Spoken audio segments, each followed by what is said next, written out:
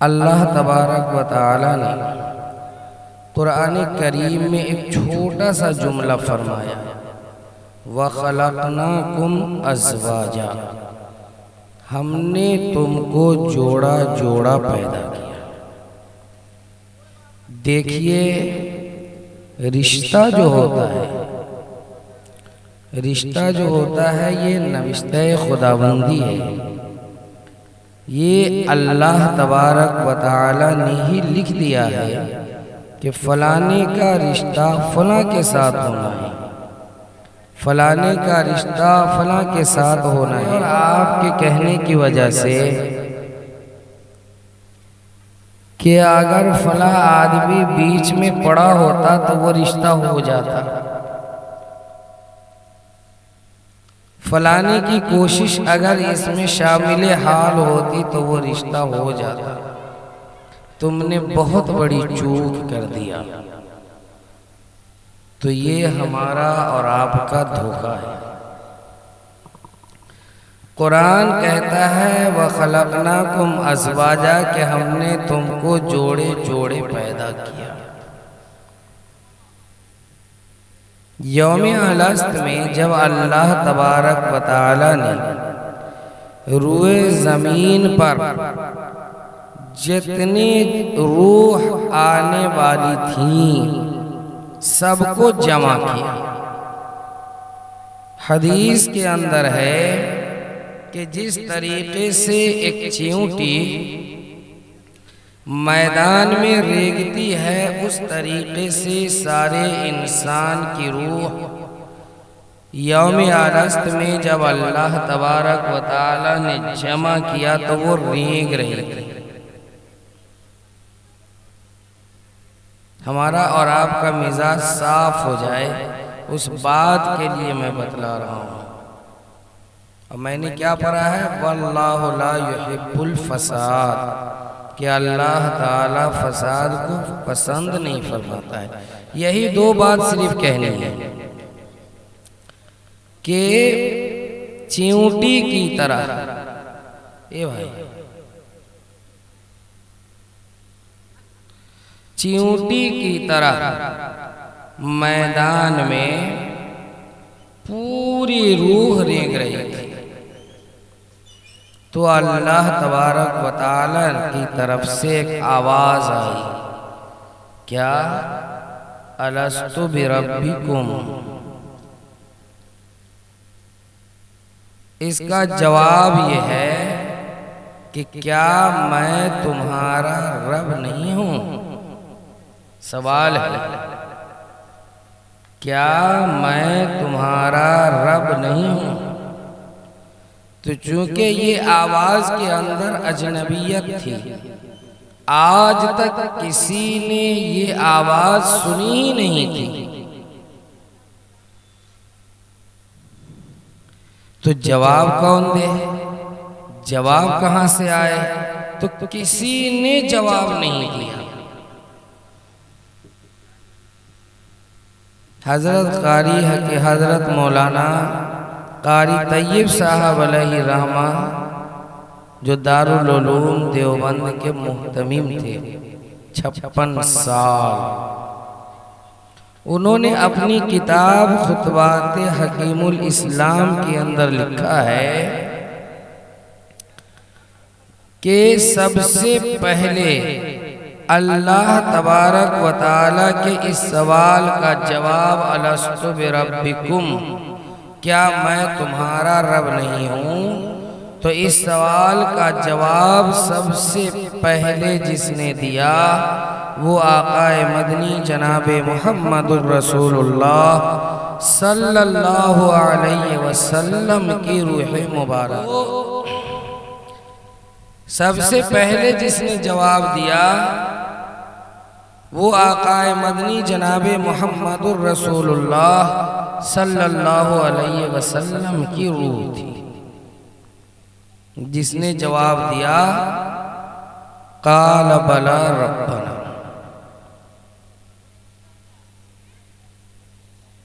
काला का लफ्ज है, कालू का भी लफ्ज है। हजरत ने इस पे बड़ा लंबा लिखा है, लेकिन उतना लंबा बतलाया नहीं जा सकता, और ये हमारी और आपके दिमाग से काफी ऊपर की बात हो जाएंगी। काला बला, क्यों नहीं, आप हमारे रब हैं। तो अल्लाह तबारक व तआला ने उसमें हर उस इंसान को एक इंसान के सामने रख दिया जिससे दुनिया में उसकी मुलाकात होनी थी। भाई भाई को वहां पर जोड़ा, मियाँ और बीवी को वहां पर जोड़ा, बहन और बहन को वहां पर जोड़ा, एक रिश्तेदार को दूसरे रिश्तेदार से जोड़ा, यहाँ तक कि वो इंसान जो हमारे मुल्क में पैदा नहीं हुए लेकिन उससे हमारी मुलाकात होनी है, उस रूह से भी अल्लाह तबारक व तआला ने वहां मुलाकात कराया। और इसके अलावा यहाँ तक के मियाँ और बीवी को भी अल्लाह तबारक व तआला ने सामने खड़ा कर दिया कि इसे तुम्हारी बीवी बननी है, इसे तुम्हारा शौहर बनना है। तो इसका मतलब क्या हुआ कि रिश्ता ये अल्लाह तबारक व तआला ने लिखा है, हम और आप नहीं है। हम और आप क्या कहते कि बात फाइनल हो चुकी थी, बीच में इस आदमी ने जा करके उंगली कर दिया है, इसकी वजह से ये रिश्ता टूट गया, वरना ये रिश्ता टूटता नहीं। ये अल्लाह की तरफ से फैसला था। एक सहाबी रसूल का वाकया मिलता है, आकाए मदनी जनाबे मुहम्मदुर रसूलुल्लाह सल्लल्लाहु अलैहि वसल्लम का जमाना है, खैरुल कुरून का जमाना है। तो एक सहाबी एक दूसरे सहाबी को तैयार किया और कहा कि आप फलाने के यहाँ जाइए और वहां हमारे रिश्ते की बात कीजिए। आप जाइए और वहां जाने के बाद हमारे रिश्ते की बात कीजिए। गए ये सहाबी, बात को रखा कि भाई फला जो हमारे साथी हैं वो आपके इस लड़की से शादी करना चाहते हैं। तो घर वाले ने ये कहा कि भाई वो दूर की बात है, तुम रिश्ता लेकर आए हो लेकिन तुम ही मुझे पसंद हो, इसलिए तुम ही शादी कर लो। अब वो खैरुल कुरून का जमाना था, न बारात है, न लेन है, न देन है, न जहेज है, न तोहफा, कुछ भी नहीं है शादी के नाम पर। शादी हो गई। अब ये आदमी आए तो कहा कि भाई तुमने जो रिश्ता दिया था, मैं वहां गया, मैंने आपकी बात वहां रखी, लेकिन उन लोगों ने कहा, बेटी वालों ने, कि तुम ही मुझे पसंद हो, मैं तुम्ही से शादी कर देता हूँ। तो मेरी उनसे शादी हो गई। आकाए मदनी जनाबे मुहम्मदुर रसूलुल्लाह सल्लल्लाहु अलैहि वसल्लम के दरबार में जब ये कज़िया पहुंचता है और वहां पर जब ये बात रखी गई कि मैंने इनको भेजा था कि मेरे तरफ से निकाह का पैगाम दे दीजिए, तो इन्होंने पैगाम तो दिया, ये कह रहे हैं, लेकिन शादी इनकी हो गई, मेरी शादी नहीं हुई। आकाए मदनी जनाबे मुहम्मदुर रसूलुल्लाह सल्लल्लाहु अलैहि वसल्लम ने फरमाया, नहीं, उस लड़की का रिश्ता अल्लाह ने इसी के साथ में लिखा था,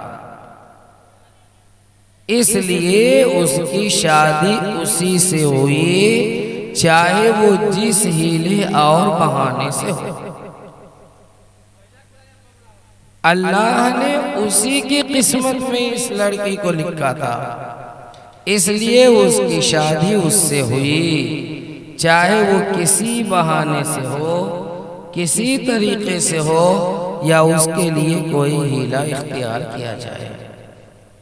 अब सोचने वाली बात यह है कि हम और आप जब रिश्ता करते हैं और बीच में कोई दुश्मन हमारा और आपका खड़ा होता है और उस रिश्ते को तोड़ने की बात करता है और तोड़वा देता है, तो हम और आप झगड़ते हैं? नहीं, झगड़िए नहीं। इसलिए कि अल्लाह तबारक व तआला ने उसका रिश्ता उसके साथ में लिखा ही नहीं है, इसलिए ये आदमी बीच में हायल हुआ और उस रिश्ते को तोड़वाया। अगर अल्लाह तबारक व तआला लिख दे और उसकी शादी उससे होनी तय है, यौम अलस्त में जो वादा लिया गया है उसके मुताबिक, और जिसको एक दूसरे के सामने किया गया है उसके मुताबिक, अगर उसकी शादी उससे होनी है तो एक नहीं सैकड़ों आदमी खड़े हो जाए, रिश्ता नहीं टूटेगा। हम और आप मुशाहिदा नहीं करते हैं, मुशाहिदा करके देखिए कि रिश्ता आता है, रिश्ता बनता है, बात फाइनल हो जाती है, फिर किसी वजह से बीच में दरार आता है, उस दरार के बाद फिर कुछ लोग खड़े होते हैं और फिर वो रिश्ता जुड़ता है। होता है कि नहीं होता है? ये हमारे और आपके इख्तियार के बाहर की बात है, ये अल्लाह ही का फैसला है, ये अल्लाह ही का फैसला है।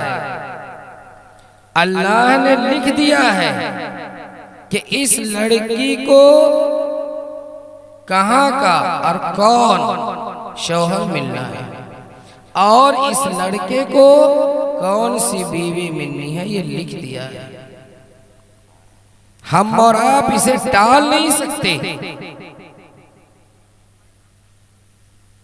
आप बाज दफा जब रिश्ता करने के लिए जाते हैं तो आपका लड़का 14वीं के चांद जैसा हसीन होता है, लेकिन इसके बावजूद जब आप जा रहे हैं, आपको ये बतलाया जा रहा है कि आप जिस लड़की के ऊपर जा रहे हैं वो लड़की काली है, वो लड़की नाटी है, वो लड़की मोटी है, लेकिन इसके बावजूद हम और आप जाते हैं तो उसकी खूबसूरती हमारे ज़हन में छलकती है और उसके सारे ऐब के ऊपर पर्दे पड़ जाते हैं और हम और आप उसका इनकार नहीं कर पाते, और कहने वाले को उल्टा कहते हैं कि वो आदमी बड़ा नालायक था जिसने हमें भटकाया।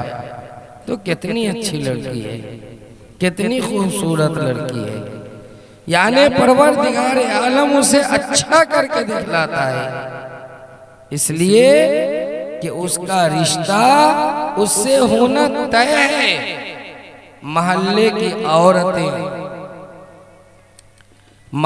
की औरतें जो गांव में बोलती हैं तो हम और आप उसे ऐसे ही ले लेते हैं। उस पर सोचिए, महल्ले की औरत एक बात जरूर बोलती है कि कि आंख में धूल पड़ जाए। अगर किसी के बारे में आप बात कीजिए तो कहा कि अगर रिश्ता लिखा हुआ है तो उसकी आंख में धूल पड़ जाएगा, उसकी हर अदा उससे भाएगी, काली होने के बावजूद भी वो उससे मोहब्बत करेगा, इसलिए वो रिश्ता फाइनल हो जाता है। ये हमारे और आपके बस की बात नहीं है, बल्कि ये अल्लाह तबारक व तआला ने रिश्ता को लिखा है। बैन ही यही मामला हुआ कि जैसे एक आदमी पोपरी जाता है, रास्ते पर एक्सीडेंट कर जाता है, उसकी मौत हो जाती है, तो मोहल्ले के लोग क्या कहते हैं कि अभी तो यहाँ बैठा हुआ था, इसे पोपरी जाने की क्या जरूरत थी, अगर ये पोपरी नहीं जाता तो इसकी मौत नहीं होती। ये हमारे और आपके ईमान का धोखा है। कुरान क्या कहता है? लिकुल्लि उम्मतिन अजल फइदा जा अजलुहुम ला यस्ताखिरून साअतन वला यस्तक़दिमून। कि अल्लाह तबारक व तआला ने पूरे इंसान, पूरे नस्ल इंसानी, चाहे वो मुसलमान हो, चाहे वो काफिर हो, चाहे वो यहूदी हो, चाहे वो मुशरिक हो, चाहे वो मजूसी हो, कोई भी हो जो इंसान है, किसी जात से ताल्लुक रखे, किसी बिरादरी से ताल्लुक रखे, किसी मजहब से ताल्लुक रखे, कुरान कहता है लिकुल्लि उम्मतिन अजल। जितने भी लोग इस रुए जमीन पर है उनका वक्त अल्लाह के यहाँ मुतय्यन है। दुनिया से जाने का वक्त अल्लाह के यहाँ मुतय्यन है। फ़इदा जा अजलुहुम ला यस्ताखिरून साअतन वला यस्तक़दिमून। कि जब वक्त आ जाता है तो ना एक राई के दाने के बराबर, एक पलक झपकने के बराबर, एक सेकंड के बराबर हम आगे बढ़ सकते हैं और ना हम पीछे हट सकते हैं। अल्लाह ने जो वक्त मुतय्यन किया है उसी वक्त पर उसकी मौत आती है। यह हमारे और आपके ईमान का धोखा है कि अगर वो ये काम नहीं करता तो उसकी मौत नहीं होती, अगर वो पोपरी नहीं चाहता तो उसकी मौत नहीं होती। अल्लाह ने उसकी मौत ही उसी तरीके से लिखी है, तो हम और आप कैसे उसे टाल सकते हैं? कुरान खुद कहता है कि जब किसी इंसान का वक्त आ जाता है तो ना वो एक सेकंड आगे बढ़ सकता है, न एक सेकंड पीछे हट सकता है। हातिम ताई का नाम हम और आप में से सारे लोगों ने सुना होगा, सारे लोगों ने हातिम ताई का नाम सुना होगा। एक मर्तबा हातिम ताई अपनी फौज के साथ, अपने लश्कर के साथ कहीं जा रहे थे तो देखा कि एक किसान खेत में काम कर रहा है और एक सांड आया, उसने अपना सींग घुसाया, उसे उठा करके पटक दिया, उसकी मौत वहीं हो गई और आकर के खेत के आड़ के ऊपर, रास्ते के ऊपर वो सांड खड़ा हो गया, जिस रास्ते से हातिम ताई आ रहे थे।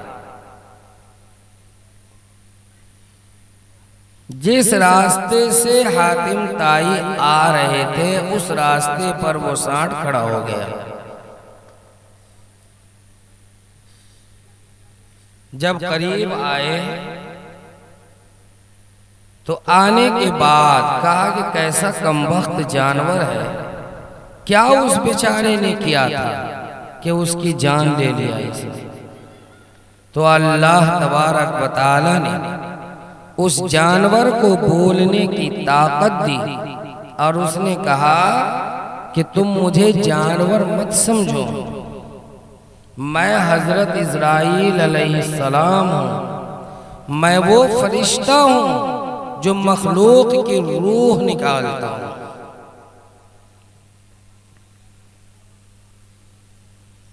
तो हातिम ताई ने कहा कि हकीकत में अगर तू फरिश्ता है तो ये बता कि मेरी मौत कैसे होगी। किताब की बात बता रहा हूँ, दिल से नहीं बता रहा हूँ। आवाज फंसी हुई है इसलिए बात ही करने में नहीं जम रही है। तो हातिम ताई को फरिश्ते ने बताया कि आपकी मौत ऐसे होगी कि एक रात बहुत तेज बारिश होगी, एक रात बहुत तेज बारिश होगी, आपके घर की छत टपकेगी बारिश के पानी की वजह से। तो आप उसे ठीक करने के लिए जाएंगे। जब आप ठीक करके पीछे मुड़ रहे होंगे तो आप एक अजदहा को देखेंगे, अजगर सांप जिसको बोलते हैं, उस अजदहा को देखेंगे।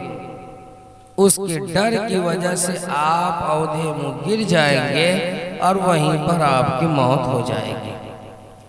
किताब के अंदर लिखा है कि हातिम ताई वहां से वापस आए और वापस आने के बाद घर में औंधे मुंह पड़ गए, न बोल रहे हैं, न बात कर रहे हैं, कुछ भी नहीं कर रहे हैं, औंधे मुंह पड़े हुए हैं।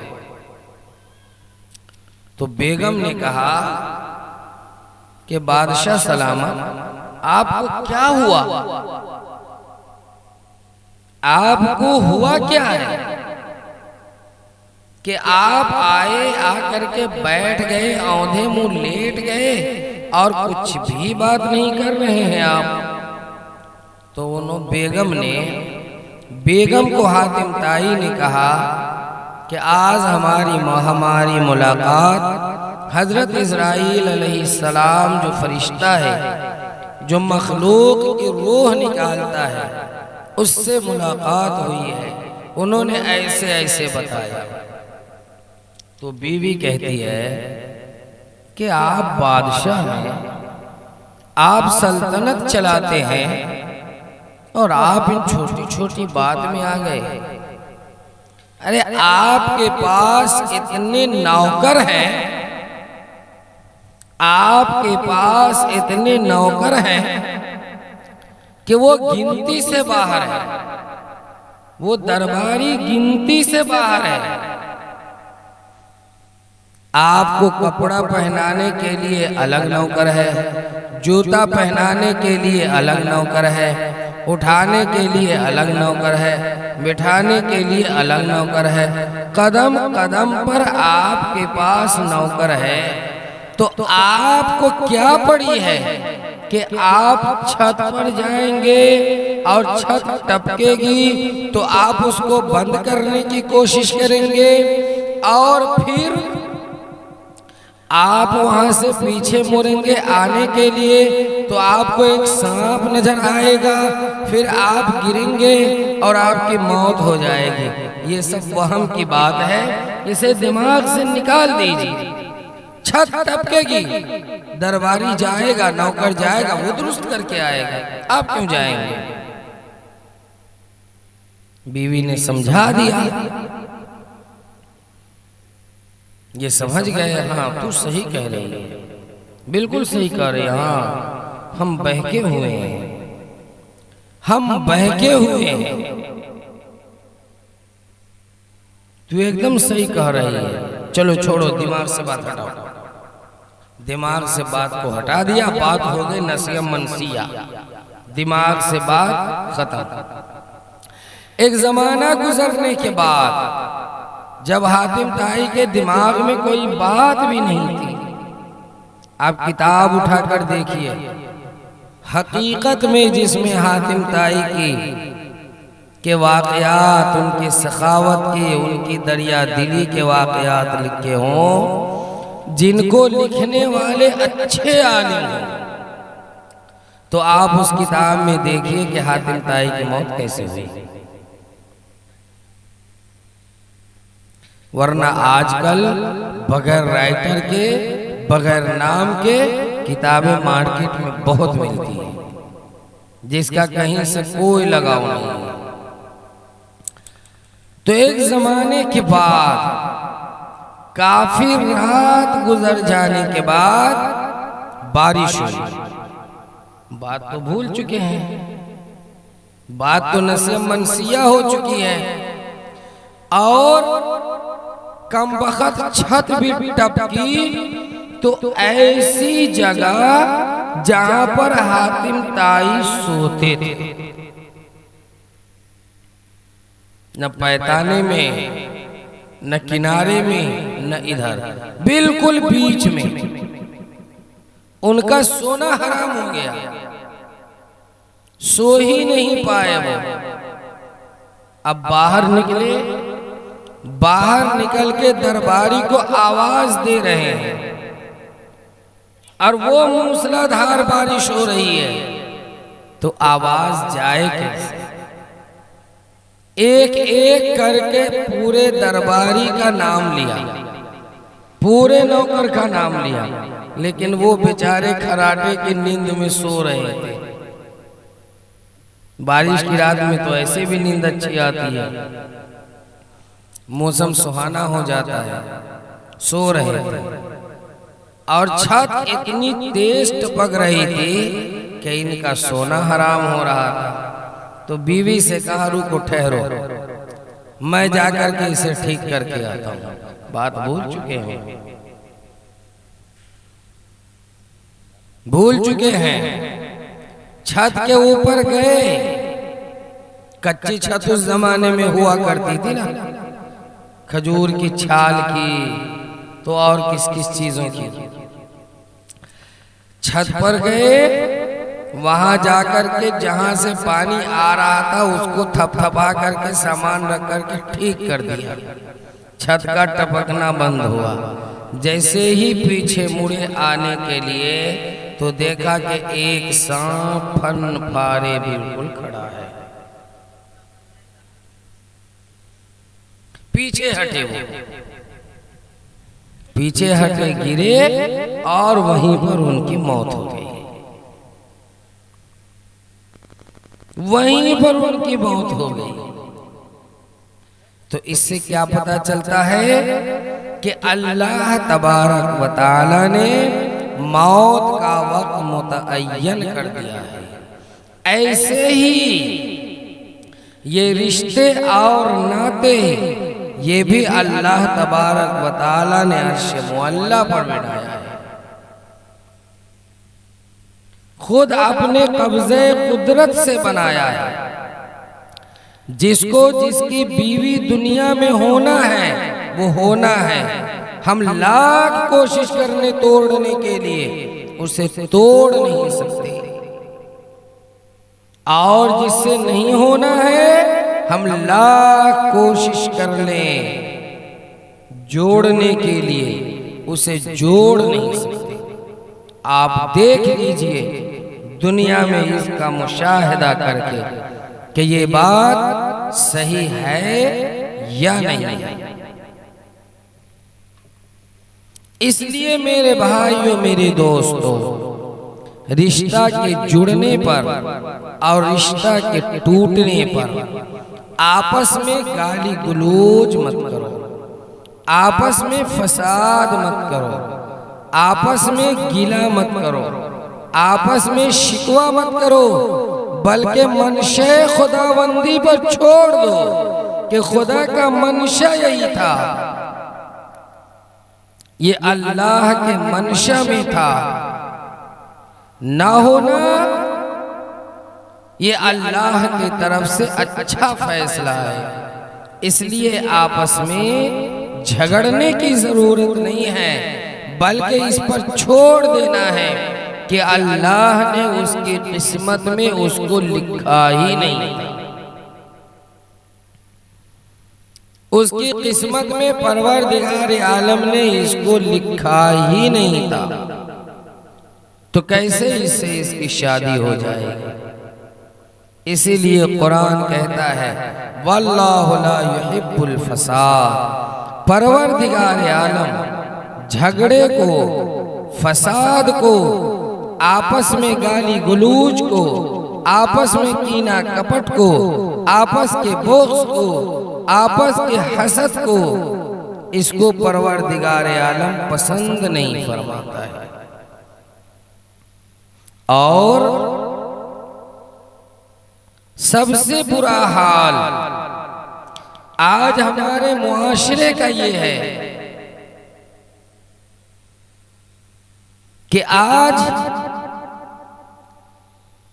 लड़का नौजवान होने के बाद और लड़की जवान होने के बाद ये सोचती हैं कि अब हम अपने बाप से बड़े हो गए,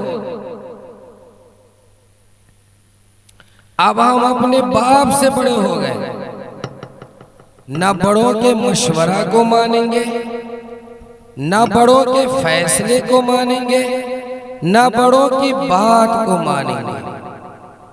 हालांकि उस बात को मानने में तुम्हारे लिए खैर है, और जिधर तुम जा रहे हो वो तुम्हारे लिए बर्बादी का रास्ता है। लेकिन आज हम और आप इसे नहीं समझते हैं। और दूसरी बात जो मैं कहना चाहता हूं वो ये है कि आज हमें सबसे ज्यादा अपने मिजाज को बदलने की जरूरत है। मिजाज को बदलिए, जब तक कि हमारा और आपका मिजाज नहीं बदलेगा उस वक्त तक हमारे घर में सुकून नहीं आ सकते, उस वक्त तक हमारे घर में चैन नहीं आ सकता। जब हम अपने मिजाज को बदलेंगे तब जाकर के हमारे घर में सुकून आएगा, हमारे घर में चैन आएगा। और जिस इंसान के घर में चैन हो, जिस इंसान के घर में सुकून हो, वो इंसान चाहे वो झोपड़ी में रहता हो, चाहे वो खीमा में रहता हो, वो इंसान दुनिया का सबसे बड़ा खुशनसीब इंसान है। लेकिन आज हमारा और आपका मिजाज बदल चुका है। आज यही वजह है कि एक तरफ शादी होती है और दूसरी तरफ तलाक वाक़ई होती है। इसके चंद बड़े वजूहात हैं।